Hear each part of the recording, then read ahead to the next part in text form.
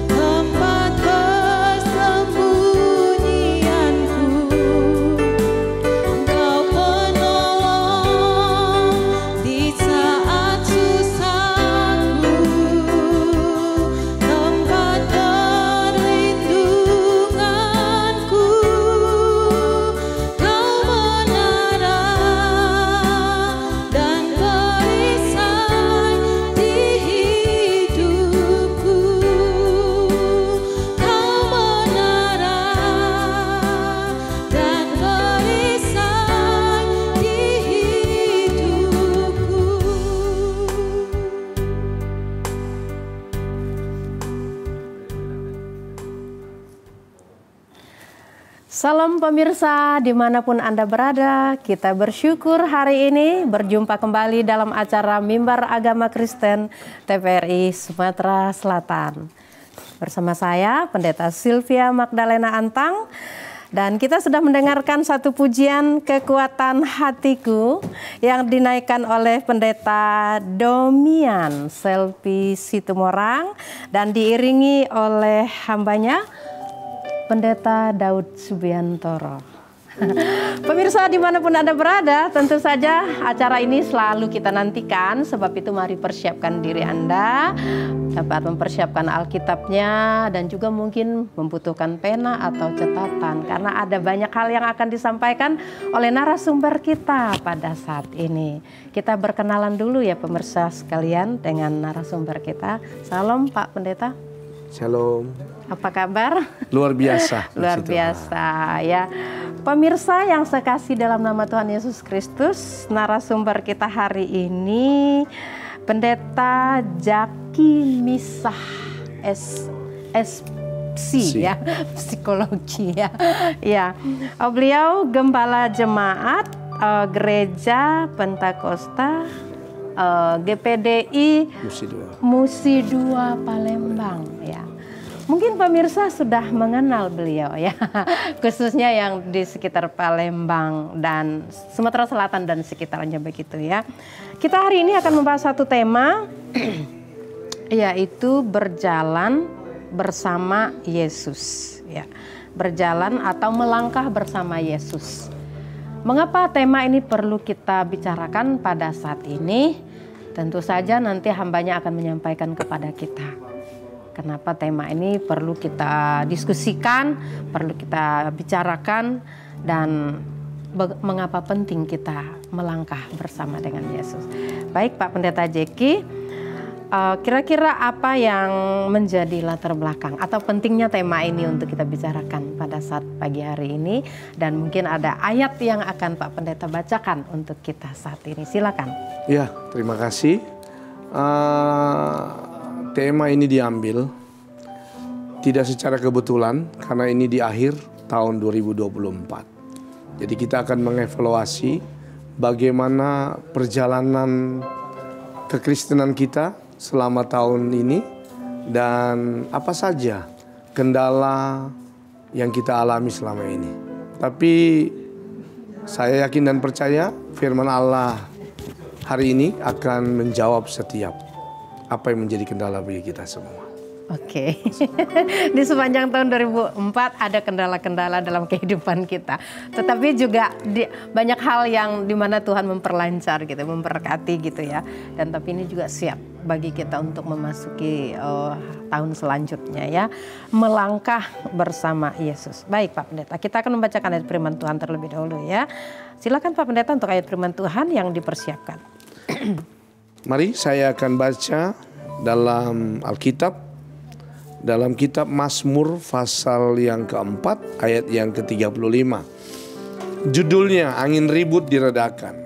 Pada hari itu, waktu hari sudah petang, Yesus berkata kepada mereka, marilah kita bertolak ke seberang. Mereka meninggalkan orang banyak itu lalu bertolak dan membawa Yesus beserta dengan mereka dalam perahu, di mana Yesus telah duduk dan perahu-perahu lain juga menyertai dia. Lalu mengamuklah tofan yang sangat dahsyat dan ombak menyembur masuk ke dalam perahu sehingga perahu itu penuh dengan air. Pada waktu itu Yesus sedang tidur di buritan di sebuah tilam. Maka murid-muridnya membangunkan dia dan berkata kepadanya, Guru, engkau tidak peduli kalau kita binasa. Ia pun bangun menghardik angin itu dan berkata kepada danau itu, diam, tenanglah. Lalu angin itu reda dan danau itu menjadi teduh sekali. Lalu ia berkata kepada mereka, mengapa kamu begitu takut? Mengapa kamu tidak percaya? Mereka menjadi sangat takut dan berkata kepada yang lain, siapa gerangan orang ini sehingga angin dan danau pun taat kepadanya. Amin. Baik, pemirsa terkasih, tentu saja ayat ini atau topik ini, perikop angin ribut diredakan, tidak asing lagi bagi kita. Nah, hari ini kita akan berbicara tentang melangkah bersama Yesus. Apa saja rahasia ataupun hal-hal yang harus kita lakukan melangkah bersama dengan Yesus dari konteks firman Tuhan yang dipilih ataupun yang sudah didoakan dan digumulkan oleh narasumber kita pada saat ini. Silakan Pak Pendeta. Oke, terima kasih. Jadi kalau mau lihat dari tema renungan hari ini adalah berjalan bersama dengan Yesus. Kalau diambil dari cerita ini, mari kita lihat saudara yang dikasihi Tuhan. Judulnya memang angin ribut yang diredakan. Tapi kalau dimulai pada ayat yang ke-35, di situ dikatakan Yesus berkata kepada mereka, marilah kita bertolak ke seberang. Jadi waktu Yesus mengajak para murid-muridnya untuk pergi ke seberang, dengan menaiki sebuah perahu, Yesus tidak bilang kalau dalam perjalanan itu akan ada ombak, ada angin, sehingga perahu itu akan tergoncang dan masuk air sehingga bisa tenggelam dan bisa membinasakan orang-orang yang di dalam perahu. Itu sebabnya mari kita belajar lewat cerita ini. Ya, saudara-saudara yang dikasihi Tuhan, kan ini yang ngajak Yesus kok. Dari tema yang kita ambil, berjalan bersama Yesus. Kalau yang ajak itu contohnya adalah manusia, siapapun dia, status dia, kedudukan dia, tetap kita ragu. Tapi yang mengajak kita adalah Tuhan, pencipta langit dan bumi. Dan percayalah, sekalipun mungkin ada tantangan dan rintangan di dalam perjalanan, saya yakin dia bisa menolong dengan tuntas. Itu sebabnya di ayat awal, ayat 35, Yesus tidak bilang mari kita pergi bertolak ke seberang. Dia tidak bilang akan ada angin, akan ada ombak, dan akan ada bahaya. Tidak ngomong dia. Sebab dia tahu dalam perjalanan bersama dengan dia selalu ada jaminan. Gitu. Oke. Dalam ayat ini dikatakan bahwa pada hari itu waktu hari sudah petang, artinya sudah menjelang sore lah ya. Yesus berkata kepada mereka, marilah kita bertolak ke seberang. Lalu ayat 36, mereka meninggalkan orang banyak itu lalu bertolak rupanya ya. Nah tadi kalau Pak Pendeta mengatakan bahwa ini yang mengajak kita adalah Yesus gitu ya. Nah bagaimana kalau yang manusia, kalau manusia kan biasanya mengajak kita kan itu kelihatan nih gitu orangnya, kita bisa percaya gitu. Tapi Yesus itu kan memang dia pribadi pada saat itu yang hadir secara fisik. Tetapi kalau untuk kita saat ini Pak Pendeta gitu kan ya, marilah kita bertolak ke seberang atau marilah ikut aku. Sementara Yesus itu bukan fisiknya secara langsung kita lihat gitu loh. Untuk orang percaya seringkali kurang yakin gitu. Justru lebih percaya kepada manusia. Gimana Pak Pendeta? Oke, saya coba lari sedikit dari konteks yang sudah kita bahas. Kalau kembali kepada Alkitab di Yohanes pasal 14 dikatakan sebelum Yesus naik ke sorga, dia akan minta kepada Bapa, yaitu penolong yang sejati, namanya Roh Kudus. Oke, ini cerita sejarah yang pernah dicatat. Nah, kita tinggal hidup sekarang adalah di zaman perjanjian baru, yang dimana ada yang namanya Roh Kudus sebagai penolong. Jadi gitu ya. Jadi kita perlu tahu kapasitas Roh Kudus dan Yesus sama-sama adalah Tuhan. Tetapi dalam ketuhanan Roh Kudus itu selalu ada di dalam kita. Alkitab bilang Yohanes pasal 14 ayat 12 sampai 16, dia akan tinggal bersama dengan kita. Nah, saya kembali kepada konteks cerita ini dan ini saya menjadi sebuah pelajaran. Kalau tahun ini 2024 kita rasa ada banyak angin, badai dalam perjalanan kita, tapi kalau sampai hari ini kita bisa hidup dan bersyukur dengan apa yang ada. Dan kita harus yakin 2025 kita akan bersama-sama dengan Tuhan. Yang penting inti yang pertama, kita harus fokus. Siapa yang ajak hidup ini? Kalau kita tidak melihat fokus atau oriented siapa yang mengajak kita, kita akan terganggu dengan angin, ombak. Itu sebabnya Yesus bilang di ayat-ayat terakhir, mengapa kamu takut? Mengapa engkau tidak percaya? Sebenarnya itu menunjukkan, kata percaya itu menunjukkan kepada dirinya. Kan di dalam perahu ini ada saya. Masa engkau tidak percaya pada saya gitu? Oke. Itu sebentar. Baik, pemirsa terkasih, kalau dalam konteks ini adalah Yesus mengajak orang secara langsung, artinya muka ketemu muka gitu ya. Jadi bicara secara langsung. Persoalannya adalah di saat kita percaya Yesus saat ini, Yesus kan sudah di surga dan tidak hadir secara fisik. Tetapi sudah dijawab oleh Pak Pendeta bahwa kita punya Allah Tritunggal di dalam pribadi Roh Kudus yang tinggal di dalam diri kita. Orang percaya. Kita selalu percaya kepada Tuhan yang adalah pencipta kita dan dia dapat dipercaya. Sebab itu kapanpun, kemanapun kita yakin bahwa dia akan beserta dengan kita. Pemirsa terkasih dimanapun Anda berada, mari menyaksikan acara Mimbar Agama Kristen TPRI Sumatera Selatan. Anda dapat menyaksikannya lewat Facebook ataupun juga YouTube. Dan jangan kemana-mana karena kami segera kembali setelah iklan yang mau lewat berikut ini. Satu hari di gelap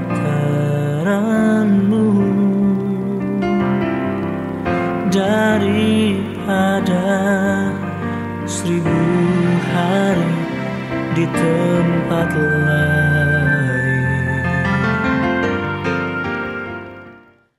Pemirsa terkasih, Anda bersama kami dalam acara Mimbar Agama Kristen TVRI Sumatera Selatan, melangkah bersama Yesus bersama dengan narasumber kita, Pendeta Jaki Misya.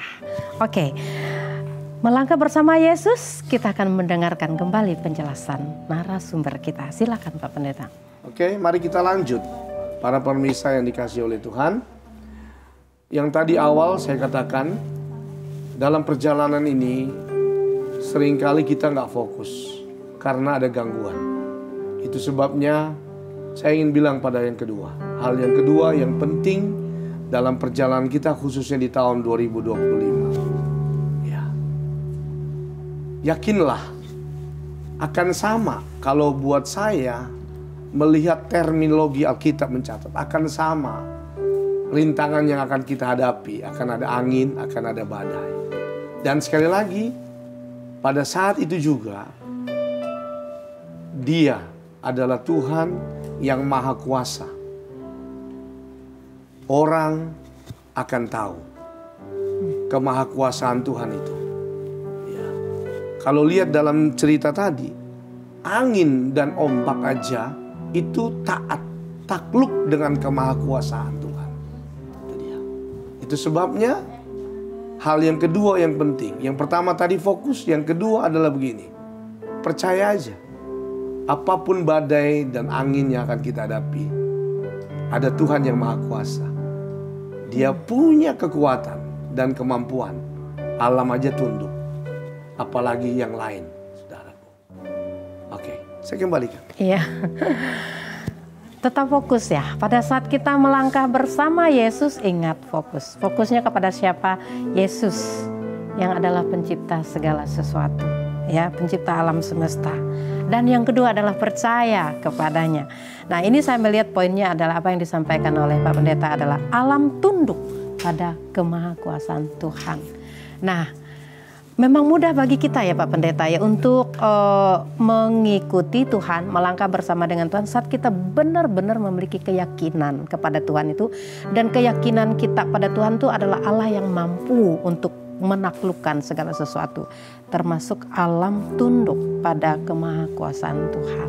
Ya, nah bagaimana di saat kita dalam hidup kita seringkali justru dalam hidup ini mengalami masalah, persoalan dan pergumulan, ada keraguan terhadap kuasa Tuhan, kemampuan Tuhan untuk menaklukkan terlebih masalah-masalah yang kita hadapi.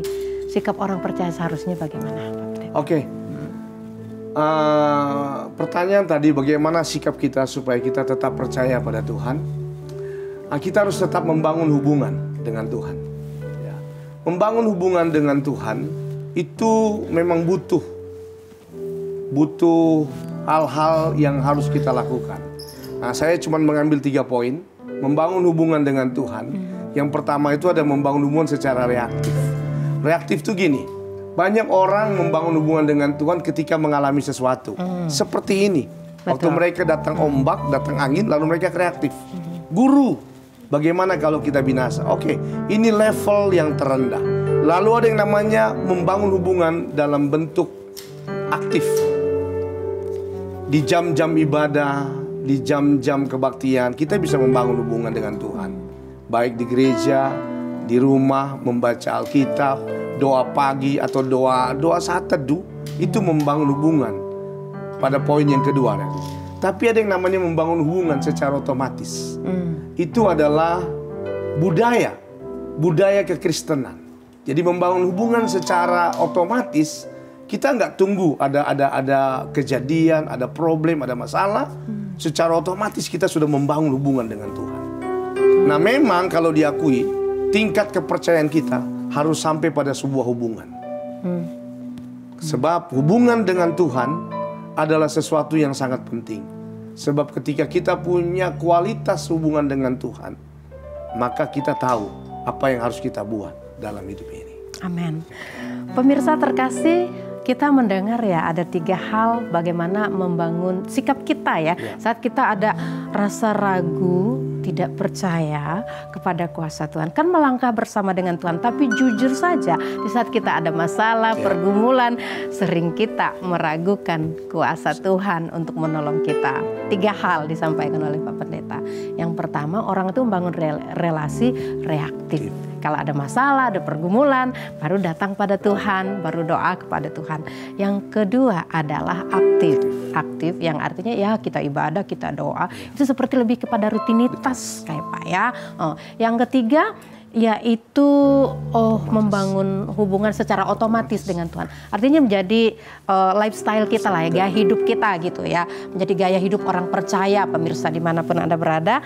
Jadi melangkah bersama Tuhan karena konteksnya adalah mari kita bertolak ke seberang. Untuk Yesus dan murid-murid itu mudah karena ketemu langsung dengan Yesus. Tapi bagi kita tidak melihat dia secara langsung. Baik, kita lanjutkan. Silakan Pak Pendeta. Sebagai renungan yang terakhir atau sebagai penutup saya, kalau lihat cerita ini, sebenarnya Yesus punya kepentingan tersendiri. Dari beberapa cerita dalam Alkitab, kalau kita bisa presentasikan bagaimana Yesus itu sebagai Tuhan, dia punya kepentingan. Lihat, angin itu datang, ombak itu datang. Saya percaya dia Tuhan, dia tahu akan ada angin, akan ada ombak. Betul. Tapi kalau mau lihat di sini ada kepentingan dia, supaya kita setiap orang percaya, yakinlah kepada dia. Kalau mau berjalan bersama dengan Tuhan, pasrah aja, sebab dia yang jalan. Sekali lagi, saya tutup dengan statement saya, Tuhan punya kepentingan dalam hidup kita. Amin. Supaya nama dia dipermuliakan di dalam segala hal. Dan kita nggak ada kepentingan lain, kita hanya ngikuti dia. Apapun yang kita alami, semuanya nama Tuhan dipermuliakan. Baik susah maupun senang. Iya Pak Pendeta, kita masih cukup waktu, jadi kita masih terus berbicara tentang kasih setia Tuhan. Dan tadi Pak Pendeta sudah menyampaikan bahwa Tuhan punya kepentingan ya, Tuhan punya kepentingan atas kehidupan kita ya. Ya kita bersyukur ya pemirsa dimanapun Anda berada, bahwa di saat kita mengalami masalah dan pergumulan, Tuhan itu mau menyatakan kuasanya. Tuhan itu mau menyatakan bahwa dia pencipta kita dan dia penolong dalam kehidupan kita. Alam tunduk pada kemahakuasaan Tuhan. Ya, itu dibuktikan dari apa yang ada dalam konteks ini Pak Pendeta. Apa yang dibuktikan oleh Tuhan Yesus bahwa alam tunduk terhadap Yesus dalam konteks ini. Jadi kalau dibilang alam tunduk dengan kemahakuasaan jelas dalam Alkitab. Tertulis secara literatur. Dia bisa bicara loh sama alam. Itu hebatnya Tuhan kita Yesus. Dia bisa ngomong, dia bisa bicara dengan angin. Dia kan bilang di ayat yang keberapa tadi dibilang di sini dikatakan, ayat yang ke-40, ayat yang ke-39, 37 juga. 37 juga dia berkata, diam, tenanglah. Lalu angin itu reda dan danau pun menjadi. Jadi jelas. Saya bilang karena Tuhan itu maha kuasa. Jadi alam pun dia taat. Karena apa ya? Karena kemahakuasaan dia Tuhan. Alkitab kan bilang bahwa Tuhan adalah pencipta langit dan bumi buat kita. Jadi apapun yang kita alami jangan takut, termasuk sakit penyakit. Dia bisa perintahkan penyakit itu sembuh. Kan ada Alkitab mencatat dalam Markus pasal 16. Barang siapa yang berdoa dan yakin maka sembuh. Amin. Bicara tentang kesembuhan Pak Pendeta ya. Kemahakuasaan Tuhan untuk menyembuhkan penyakit. Apakah Pak Pendeta ada satu kesaksian atau mungkin pengalaman hidup atau mungkin pengalaman jemaat bagaimana Tuhan menolong dan terbukti bahwa Allah itu maha kuasa atas sakit penyakit? Jadi saya punya pengalaman kurang lebih tahun 2019. Saya didiagnosa dokter kena sakit TBC. Ya, jadi berat badan saya itu hampir 27 kilo itu turun. Dan saya harus berobat dengan minum obat hampir 6 bulan. Ya. Nah secara manusia hampir juga saya menyerah. Tapi firman Allah berkata, hati yang gembira adalah obat. Dan memang diagnosa dokter kan rawan. Kalau sakit itu kan menular. Ya, penyakit itu kan tertular dan menular. Jadi diagnosa medis, hindari itu keluarga-keluarga dekat. Tapi ternyata puji Tuhan, ketika saya mengikuti pengobatan secara teratur dan terakhir juga akhirnya tidak terkontaminasi penyakit itu kepada keluarga, istri maupun anak. Nah, ini pengalaman buat saya. Tuhan itu hebat. Menyembuhkan ya. Menyembuhkan juga memakai tenaga medis, dokter, obat-obatan untuk menjadi sarana. Ya, tentu ada banyak mujizat-mujizat terjadi ya dalam kehidupan Pak Pendeta, bahkan mungkin jemaat, karena sebagai gembala jemaat ya, yang melayani umat dengan segala macam pergumulan dan persoalan kehidupan mereka. Pemirsa dimanapun Anda berada, saya percaya dalam konteks firman Tuhan ini, hari ini angin ribut diredakan. Ini satu mujizat bagaimana peristiwa ini menunjukkan kemahakuasaan Tuhan. Artinya Tuhan itu berkuasa di atas segala sesuatu dan menunjukkan kenapa alam itu tunduk kepada bentakan ataupun istilah perkataan daripada Yesus ayat 39 tadi, bahwa ia pun bangun menghardik angin itu dan berkata kepada danau itu, diam, tenanglah, ya. Lalu angin itu reda dan danau itu menjadi teduh sekali. Ini menunjukkan kalau apa sebenarnya? Kalau Pak Pendeta mau katakan. Kembali ke terakhir statement saya, semua itu ada kepentingan Tuhan. Kalau bicara tentang kepentingan Tuhan, Tuhan cuma bilang di pasal di ayat itu ada dua kata, jangan takut, sebab ini kepentinganku untuk menyatakan kuasaku itu hebat. Yang kedua, percaya aja, jangan berbuat sesuatu. Alkitab kan tidak bilang tadi, jangan berbuat sesuatu, jangan percaya aja, saya akan selesaikan semua. Jadi kembali berjalan bersama dengan Yesus itu bicara ada kepentingan Tuhan dalam hidup. Dia mau menyatakan dia mau menyatakan kemahakuasaannya ya. Itu aja. Oke, baik. Pemirsa dimanapun Anda berada, mungkin dalam kehidupan Bapak Ibu Saudara ada banyak persoalan, ada banyak pergumulan. Seringkali justru membuat kita merasa takut, merasa khawatir. Tetapi dalam konteks firman Tuhan hari ini mengingatkan kepada kita bahwa Tuhan itu Maha Kuasa. Artinya apapun Dia sanggup untuk melakukan hal-hal yang di luar nalar manusia. Amin. Bahkan ya, hal-hal yang di luar pikiran manusia. Bahkan alam sekalipun ya. Lautan yang sedang, angin yang sedang mengamuk dan bahaya mengancam Yesus dan murid-murid pada saat itu langsung tenang ya dan teduh sekali. Pemirsa yang sekasih dalam nama Tuhan Yesus Kristus, kita bersyukur ya karena dalam hidup kita ada banyak hal yang Tuhan lakukan.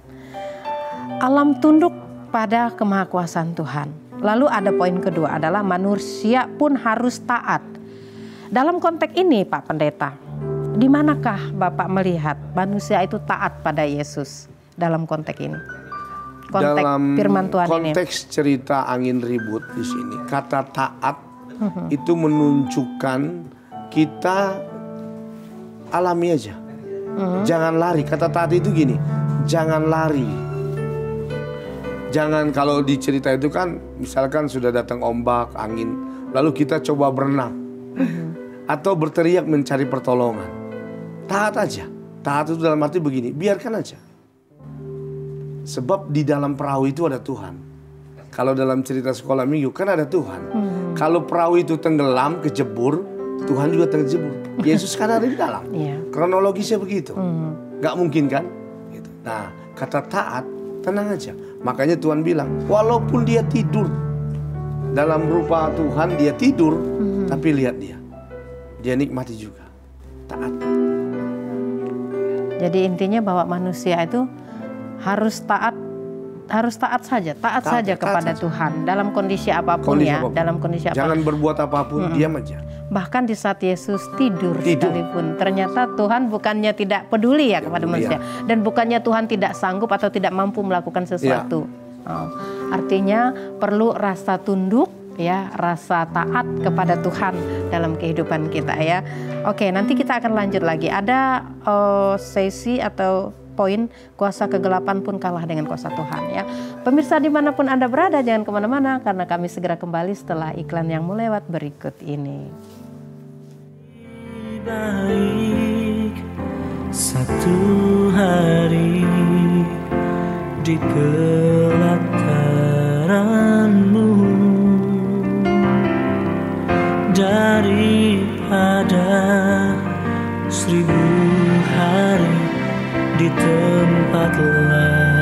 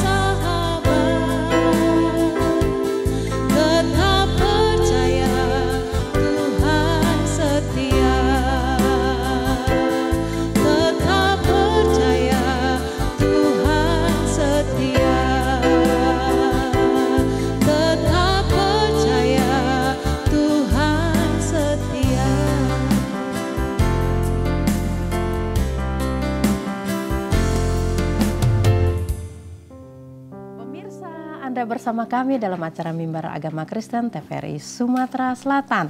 Hari ini kita membahas satu tema, melangkah bersama Yesus, bersama Pendeta Jaki Misyah dari GPDI Musi 2 Palembang.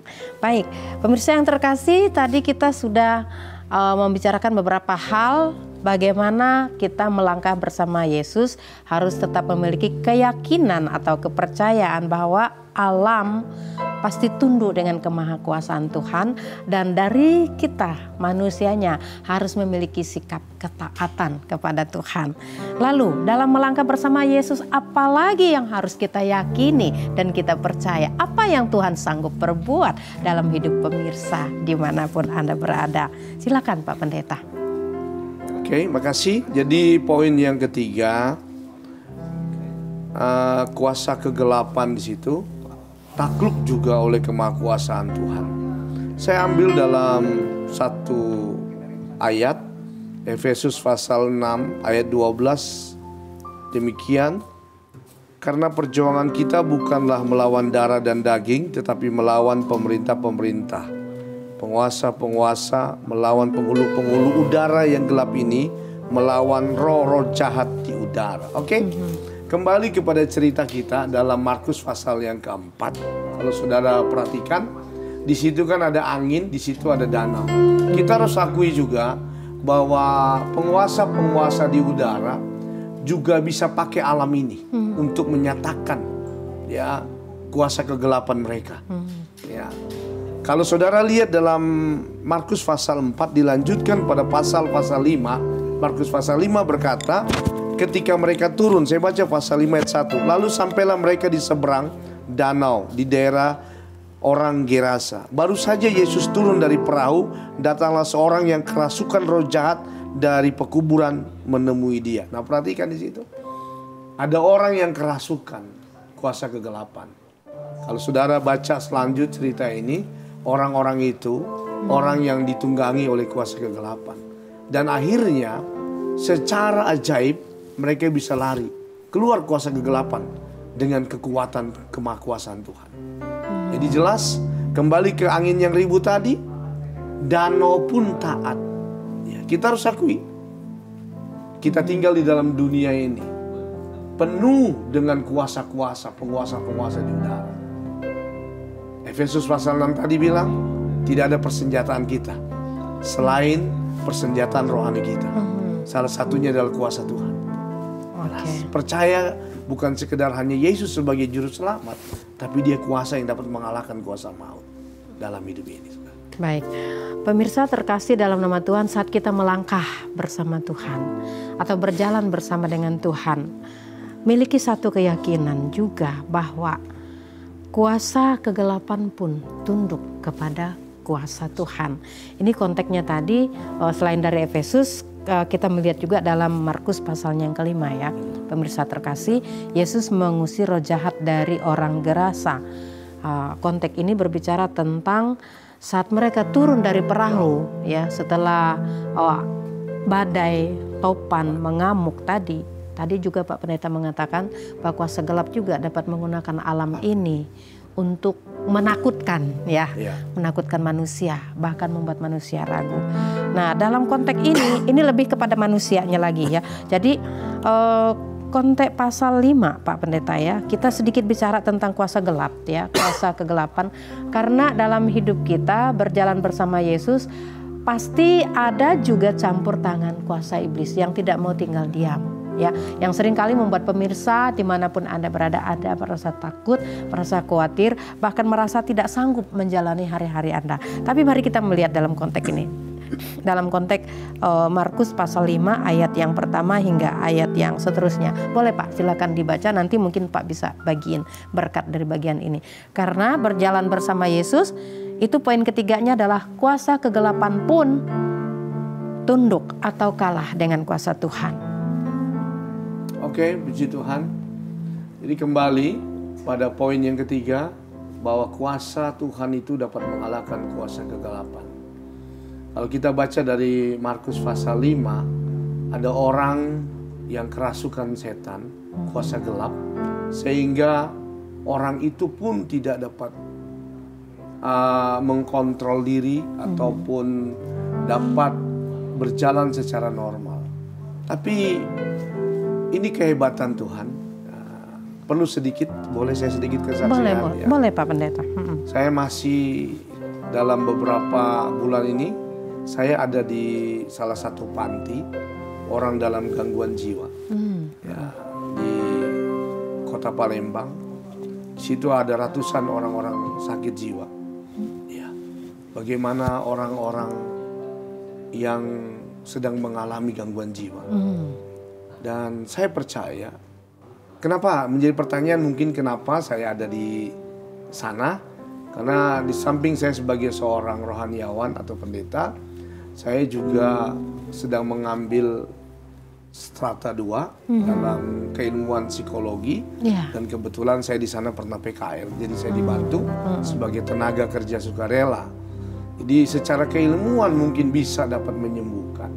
Tapi kalau lihat cerita tentang Markus pasal 5, kehebatan Tuhan itu luar biasa.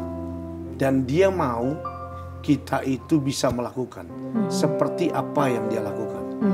Yohanes pasal 14 bilang, ayat yang ke-12 atau 16 berkata, kalau engkau percaya, maka engkau akan melakukan pekerjaan-pekerjaan yang pernah aku buat, bahkan lebih dari apa yang telah kulakukan. Nah itu dia. Itu sebabnya percaya aja. Hidup ini tidak ada yang bisa ganggu. Alam tidak bisa, kuasa kegelapan tidak bisa, manusia pun tidak bisa ganggu kita. Sebab kita punya Tuhan. Kalau lihat cerita dari pasal 4 sampai pasal 5, benar-benar security, keamanan yang Tuhan beri itu spesial. Karena kita adalah anak-anaknya. Itu sebabnya sekali lagi, percaya aja lah. Amin, percaya aja ya. Percaya aja. Pemirsa terkasih, kita ini kan bicara tentang kasih setia Tuhan, yang bagaimana Tuhan menolong kita lepas dari kuasa kegelapan. Dan memang ternyata pembicara kita hari ini adalah S1-nya juga psikologi ya Pak Pendeta ya.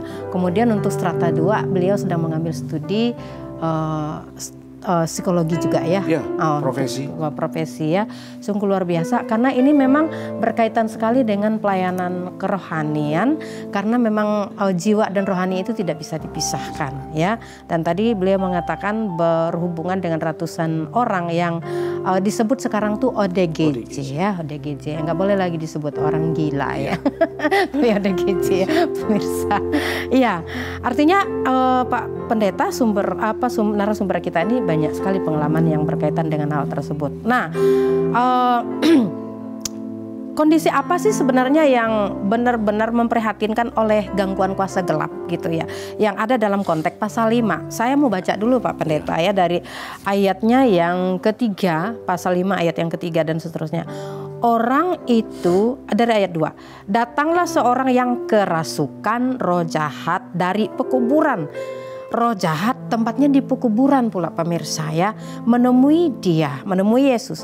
Orang itu diam di sana, orang yang kerasukan itu diam di sana, dan tidak ada seorang pun lagi, perhatikan, tidak ada seorang pun lagi yang sanggup mengikatnya sekalipun dengan rantai, karena sudah sering ia dibelenggu dan dirantai, tetapi rantainya diputuskannya dan belenggunya dimusnahkannya, sehingga tidak ada seorang pun yang cukup kuat untuk menjinakkannya. Siang malam ia berkeliaran di pekuburan dan di bukit-bukit sambil berteriak-teriak dan memukul diri dengan batu.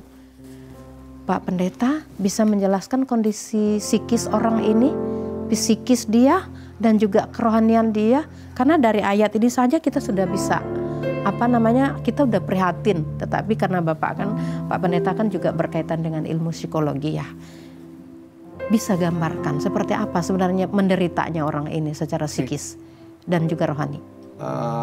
Sangat miris kalau melihat orang dalam gangguan jiwa ya. Tapi mari kita lihat ke belakang sebelumnya. Faktor penyebab seseorang bisa dalam gangguan jiwa itu banyak faktor. Ya, salah satunya yang saya ambil karena konteks Alkitab, salah satunya adalah dari kuasa kegelapan. Salah satunya ya. Ya, okay. Ada beberapa hal itu karena memang tekanan dari hubungan, atau yang kedua karena keinginan berlebihan tidak tercapai. Oke, karena kuasa gelap, karena hubungan relasi dengan orang lain, orang terdekat. kemudian karena keinginan ambisi atau tidak tercapainya ekspektasi seseorang ya. Jadi stres begitu ya. Akhirnya depresi dan jadi ODGJ. Baik, pemirsa dimanapun Anda berada, jangan kemana-mana karena kami segera kembali setelah pesan yang mau lewat berikut ini.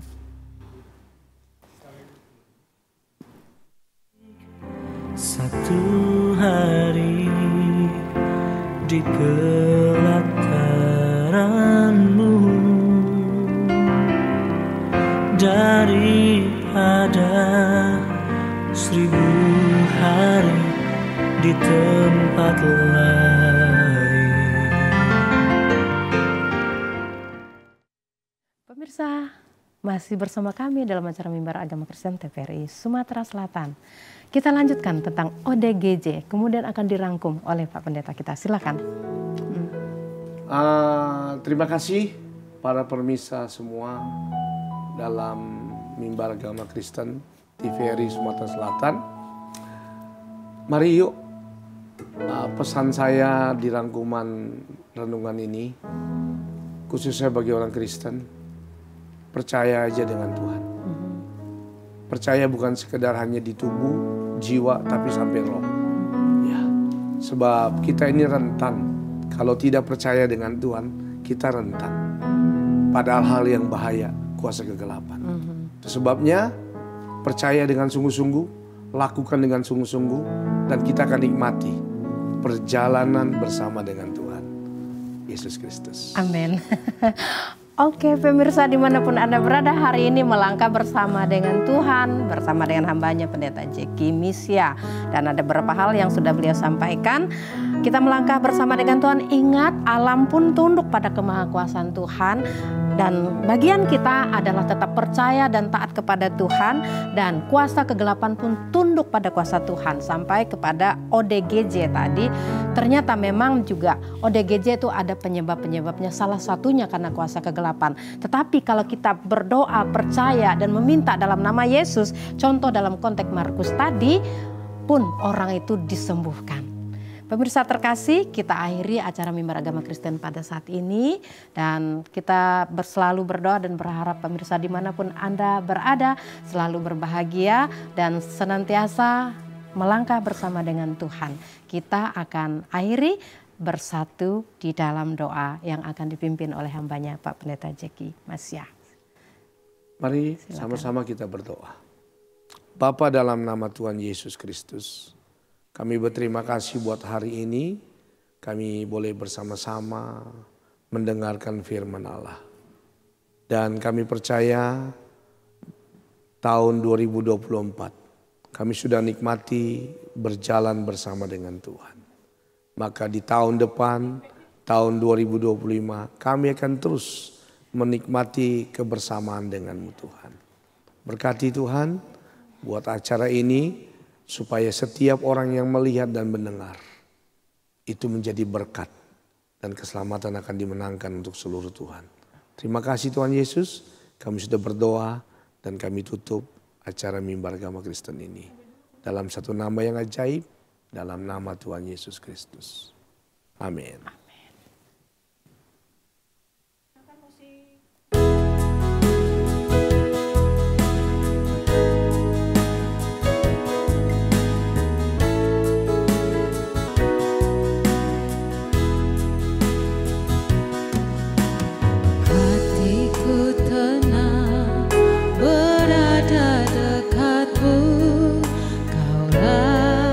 Jawaban hidupku.